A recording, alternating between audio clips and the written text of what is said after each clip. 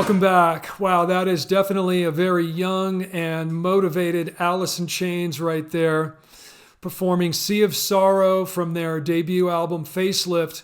I'm going to do a really deep dive on this one, but before I get into it, I do want to mention I'm proud to say this is my first commissioned video. Some of you may have seen I mentioned recently if there's a song you want broken down or a certain subject you'd like to see me cover, contact me at mjerant.com and we can work out the details. This one was commissioned by one of my most loyal viewers. He goes by the handle Not a Cynic. You may have seen him in the comments sections. Turns out he's a huge Alice in Chains fan, and this is his favorite from the band. So we're going to do it. And once again, if you've got something you want to see, hit me up. All right, here we go. So a very ominous intro, but that's what you expect from Alice in Chains. I love the addition of the slide guitar from Jerry Cantrell there. Anytime we get that sort of diabolical, creepy feeling in a tune, there's a good chance that the flat five might be involved. This has come up so many times on this channel, and it will come up again. The flat five, also known as a tritone, the devil's note, call it what you will, but it's just the go-to if you want kind of an evil vibe. And that's what Cantrell goes to here. We're in E minor. I should say E flat. The guitar is tuned down. All the instruments are tuned down a half step here. Very common in hard rock music. E flat, A flat, D flat, so on. I'm just going to call it E though for simplicity. So we get that low open E and B flat. That's the flatted fifth of E. That's the devil's note. Combined with D, which is the flatted seventh.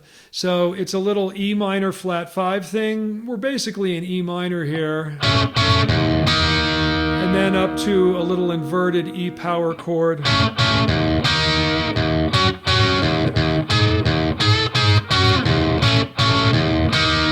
Almost a little Ritchie Blackmore-like with those inverted power chords. And on to the verse.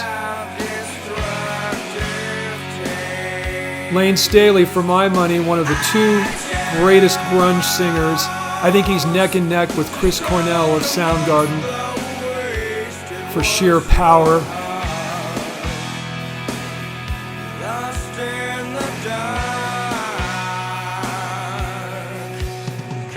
By the way, we've moved to the key of G minor here. From E minor, they bopped up a minor third to G minor. Notice the tempo pickup here.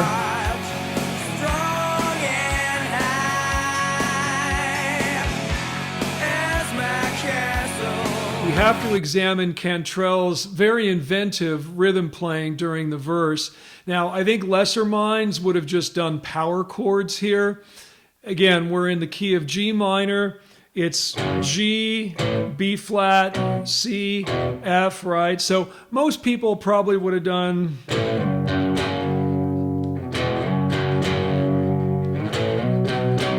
And that sounds okay, but check out what Cantrell does.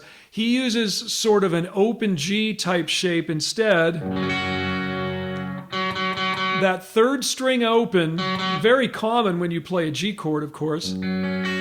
But he's going to keep that open G as what we call a pedal point. As he moves the chords around, that open G will always be there, and it will become a different interval in each case. So for the B flat,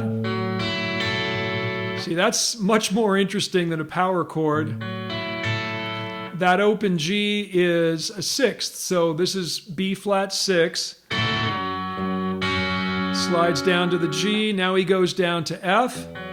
And in terms of F, that open G is a ninth, so F add 9 to G.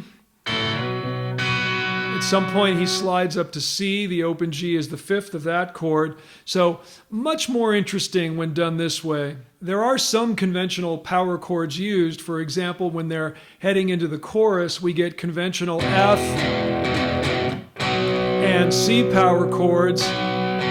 And the last chord before the chorus is really interesting. He goes to a little A shuffle chord, a very bluesy little chord. Kind of happies the whole thing up a little bit, almost out of character, but in a good way. And as we're going to find out, this is reflected in the vocal harmony as well. In a minute, we're going to hear the patented Alice in Chains harmonies. Staley and Cantrell mixing so well together. Hard to tell them apart at times.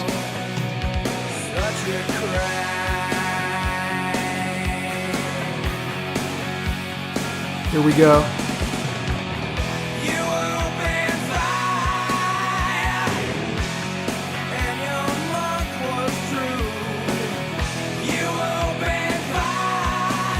Yeah, vocally, this band was something else. You just didn't get harmony vocals to this extent in any of the other grunge bands. Now, of course, Lane Staley is the lead. He's got the more powerful voice, the more conventional grunge voice, you might say. In fact, he was huge, I think, in establishing that mold, that grunge sound that so many singers adopted for a few years there. They sort of keep their mouth closed more than you would normally advise a singer to do. They sort of stuff the sound all into the back of the throat. You know what I'm talking about, that, yeah, everybody was doing it there for a while. Eddie Vedder, Scott Weiland from STP.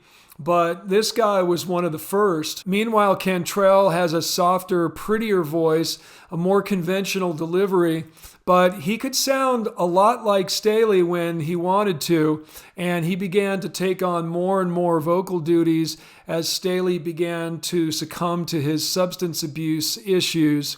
Let's take a listen to the harmonies isolated. So what you're going to hear in this bit, Staley is the high part, Cantrell is generally a fifth below. A fifth harmony gives a sort of hollow feel, whereas a third gives a little bit of a warmer feel. So not surprising, Alice in Chains tends to go with fifths and even odder intervals at times to give that sort of off-kilter sound. Here, Staley starts on an F, Cantrell is down below on C, which is the fifth, as usual.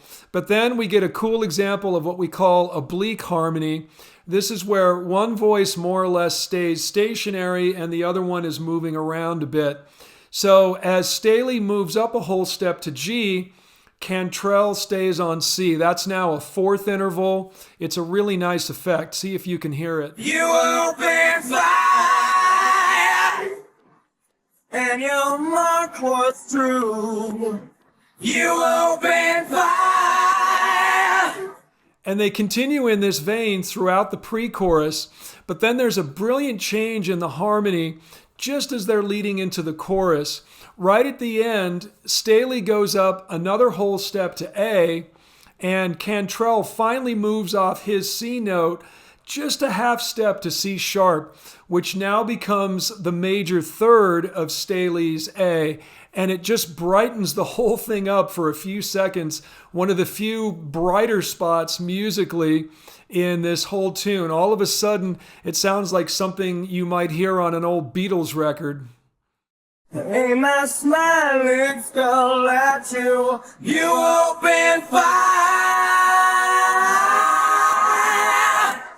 Let's take a look at the lyrics. Now, of course, Jerry Cantrell was always the primary songwriter in Alice in Chains, for sure musically, and he also wrote most of the lyrics. Of course, Lane Staley also contributed some great lyrics over the course of his career, and even bassist Mike Inez and drummer Sean Kinney contributed to the songwriting at times as well. But this one appears to be 100% Cantrell's baby, and as the title suggests, it's not a happy subject matter.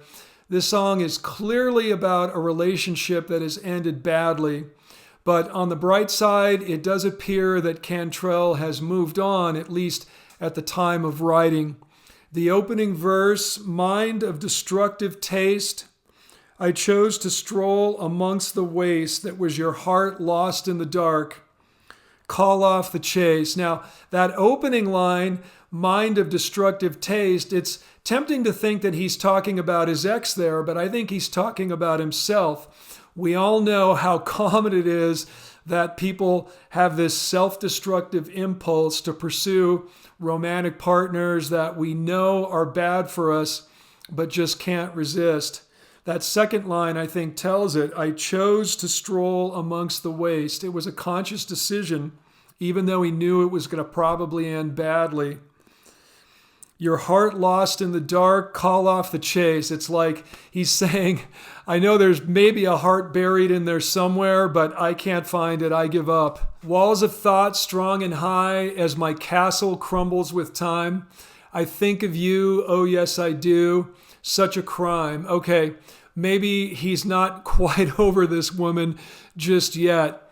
He goes on to say, you opened fire and your mark was true. Aim my smiling skull at you. You opened fire. Now, that's a really interesting choice of words there, I think. Not you aimed at me, I aim my smiling skull at you. Here again, I think Cantrell seems to be taking ownership and admitting to the fact that he walked into this willfully. And then we get the chorus, I live tomorrow. Definitely a statement of defiance there. You, I'll not follow. Now, for years, I heard this as you will not follow rather than you, I'll not follow. Obviously, that changes the meaning a bit.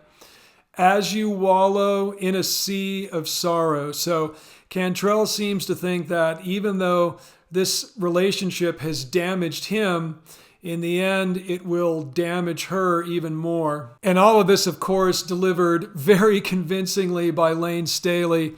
He's one of those singers in the vein of, say, Roger Daltrey, who can really get into a song and put it across even when he's singing someone else's words. Cantrell plays a pretty nice little solo in this one. He's not the fastest or flashiest gunslinger out there, but he plays with a good deal of taste, and after all, the whole grunge thing was never about long masturbatory guitar solos. This one relies heavily on the wah pedal. That's a favorite effect of his. Think of Man in the Box, the group's breakout tune from this same album. That signature opening riff where it goes along with the vocal. The wah pedal is really what makes that work. This one is E minor pentatonic, mostly pretty standard licks.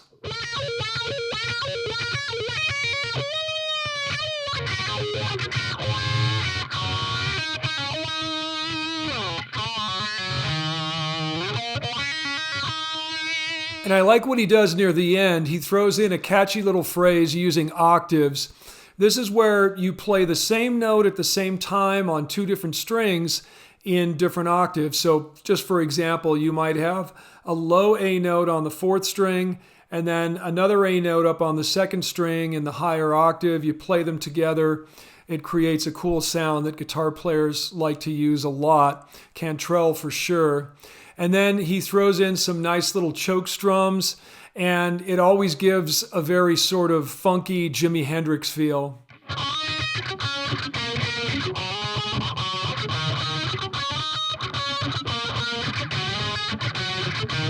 Great stuff. And finally, I want to conclude by just pointing out that this song and really this whole album were pretty groundbreaking in the history of hard rock / grunge, really the transition from hard rock and heavy metal to grunge.